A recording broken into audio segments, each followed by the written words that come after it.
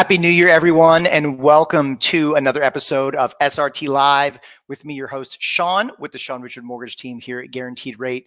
Thank you so much for joining me, and I hope each and every one of you had an incredible holiday season. I hope you got to ring in the new year with those that are close to you, friends, family that you care about, and you got to start this brand new year with those people that are the most special to you. And with that being said, thank you for being so special for joining me on this episode today. We've had a lot of information and data come out over the last week. We've got a pretty big week ahead of us. We're going to talk about all that today. So we've got a brand new year. Is 2023 going to give us the market that we've been looking for or that we want to see in real estate? So let's dive into it. All right. So let's start with the week in review, as we always do. Last week, we got some important appreciation data in housing. We got two critical reports, as we do every month. We got the Case-Shiller Home Price Index report, and we got the FHFA Home Price Index report as well. Of course, FHFA is Federal Housing Finance Agency, so we got that. Now, Case-Shiller, we got our year-over-year numbers, and not too surprising, we saw a decline in appreciation. Now, recall that we saw throughout the country a significant amount of appreciation, especially in some of the hotter areas, the West Coast, Arizona, Phoenix specifically, Seattle. We saw a lot of areas across the country with just absolutely astronomical appreciation. So it's not a surprise that we're going to see appreciation levels come down with what has happened in the housing industry, with demand coming down as well. So year-over-year numbers on Case-Shiller, we saw that come in at 8.6% increase year over year. So we still are up in our home prices, but the speed at which homes are accelerating or appreciating has definitely slowed down. Previous month's reading was at 10.4. So we're seeing that cool off at, I would say, somewhat of a rapid pace. Now, FHFA gave us month over month numbers for the month of October. There's a 2-month lag in this appreciation data. So for the month of October, we actually saw FHFA show that homes were flat, no gain and no loss. And so this is actually good news because you're seeing a lot of media outlets, a lot of news outlets saying that, oh my gosh, housing is going to crash. And if that were the case, we absolutely would have already seen that. Remember, interest rates have been up at the levels that they've been at since approximately June. If that was the primary reason that we were going to see housing crash, we would have already started to see that trickle into the marketplace. So a flat appreciation data on a month over month level is actually a healthy place to be with everything going on in the economy. Now, last month, we were at a 0.1% increase. The expectation was a little bit far-fetched, up at 0.8% increase, but we'll take the flat month over month for sure. Now, some other big numbers in the housing market is we got pending home sales. Now, this is signed contracts on existing homes, and this came in significantly lower than expected. This came in at a negative 4.6 change month over month. Now, part of this could be contributed to the time of year. Typically, fourth quarter, first quarter, we see sales slow down, and hence we would see signed contracts slow down. The market analysts were expecting a 0.6 increase. We obviously missed that mark by a healthy margin. So the question is going to be, do we rebound from this and see better numbers going into January and February, or are we going to continue to see a decline? Something that we're going to watch. And then as always on Thursdays, we get jobless claims. Again, this is two components. We have initial claims, which is individuals filing for unemployment for the first time. We have continuing claims, which are individuals renewing their unemployment benefits. And we're always keeping an eye on this data to see what way the job and labor market is trending. So initial claims were expected to come in at 222,000 week over week. And we came in slightly ahead of that or above that at 225,000. Now, this is a pretty hefty jump from last week's reading of 216,000. So as always, we're taking a look at trends. If you recall, over the past 6 to 9 months, we've seen the trend go from very high down to low, and then crept back up into the 220s, 230,000s, and then came back down into the low 200,000s again. We're starting to see a little bit of a creep. This is also not much of a surprise considering we're seeing a lot of news indicate that companies are laying off.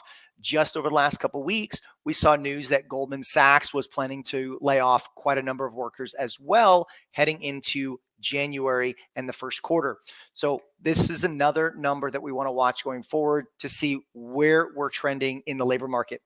Now, continuing claims was an increase as well.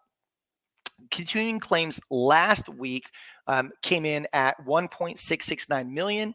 This week we saw 1.771 million. And so 1.71 million. So the importance of continuing claims is this really tells us that employers are slowing down the hiring process. When we see people continuing to renew their unemployment claims, that tells us that less people are coming off of unemployment, going back to work. So as we see continuing claims number rising, that typically means companies are holding on to existing workers a little bit longer and they're slowing down the pace of hiring. We're going to get some more data later this week in regards to that we're going to be able to pair with the unemployment claims data to really give us a pulse of the labor market. So with that said, looking ahead to the rest of this week, we actually start the year with a bang. Tomorrow, we get the JOLTS report. This is job openings across the country. Again, this is the data that we're going to pair with the unemployment claims to determine what the labor market is looking like. And then we also get the Fed minutes, which is potentially market moving. We're going to get more clarity and more insight into what the Fed was thinking at their most recent meeting, which has the ability to shift Wall Street. Then on Thursday, as we always do, we get jobless claims. We're going to get continuing and initial. We also get the monthly ADP payroll report.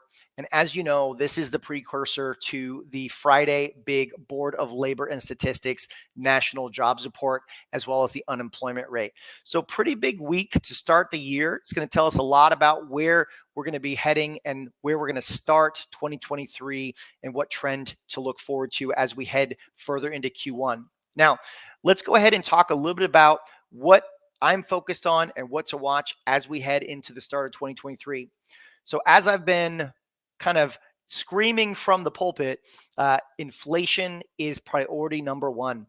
And where are we going to see inflation go? Now, I'm going to pull up a chart for you guys so that way you can see this. And you've seen this before. So this is not new information, but I want to make sure that you understand where CPI has the potential to go. So let me make sure I got the right chart here. Perfect. So let me go ahead and share this with you. And with CPI, so what we're looking at here is we're looking at core CPI data. So we have headline and we have core CPI. Core simply strips out food and energy. And that's because the Fed feels like their monetary policy has little capability of influencing food and energy. There's just too many components that go into how food and energy costs shift on a month over month, year over year basis. So they look at core inflation. And so here's core CPI, consumer price index, and it's a rolling average. So as we see, as we get new reports every month, we see the report from 13 months ago drop off. So as you can see here, we had a 0.6 of an increase in December, 0.6 in January, 0.5 in February. We've got some pretty big numbers that are going to be falling off over the next few months. And so if we see core CPI numbers come out over the next few months at lower levels, 0.1, 0.2, flat, we're going to be dropping off some pretty big numbers, replacing them with some small numbers. And that's going to lead to inflation continuing to decline, as it has shown us that it has been doing over the last couple months. So let's go layman's terms now, since I've been nerding out on you so far. What does this mean for you as a real estate agent? And what does this mean for you as a home buyer? So as a real estate agent, this is important information to be able to have conversations with your clients. You know, right now, we've seen a softer market with less competition. Over the last, I would say last year, all the way up until, let's call it June, July, August of this year, we had an extremely competitive market. Not telling anything you don't know, multiple offers, bidding over list price. We all know that is not commonly the case in our current market.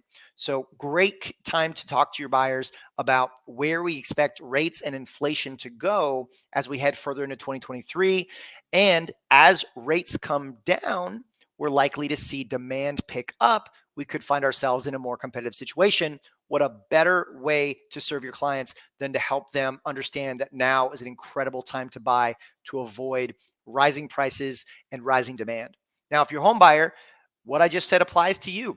As we lower the interest rate environment over time, which is what's expected as inflation declines, competition will rise. Many of the individuals that are on the sidelines are going to come back into the real estate market. Prices will start to rise at a more rapid pace again, and we're going to see demand pick up, competition pick up, and multiple offers will start to come around again. If you want to avoid that type of situation, although the rate environment is elevated, now is a great time to take advantage of a soft market and then refinance that loan as rates trickle down over the next 12 to 24 months. So inflation, big key that we're looking for in Q1. The second thing that we're focused on right now is home sales. You heard me talk about pending home sales, signed contracts on existing homes, and that was a big decline. We want to look for, does this align with existing home sales? We're going to be getting existing home sales here in the next couple of weeks, and we want to see, does the decline in pending home sales translate to a significant decline in existing home sales?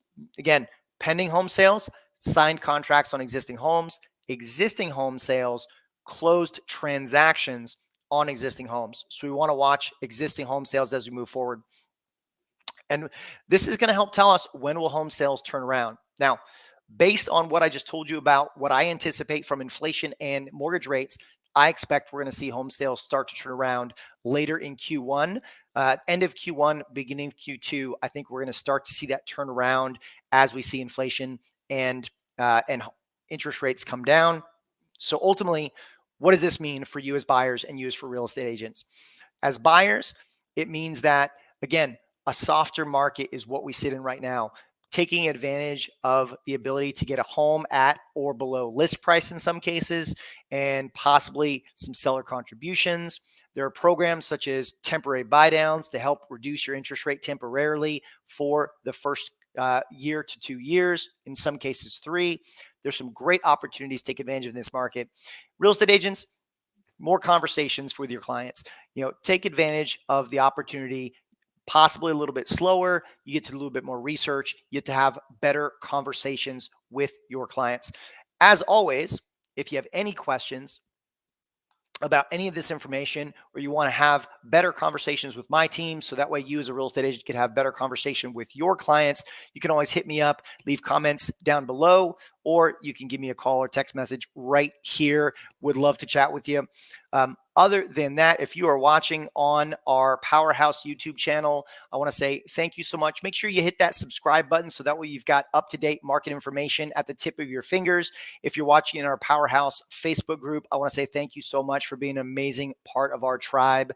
Until next week, I'm Sean with the Sean Richards Mortgage Team. Thank you so much for tuning in to SRT Live. Take care.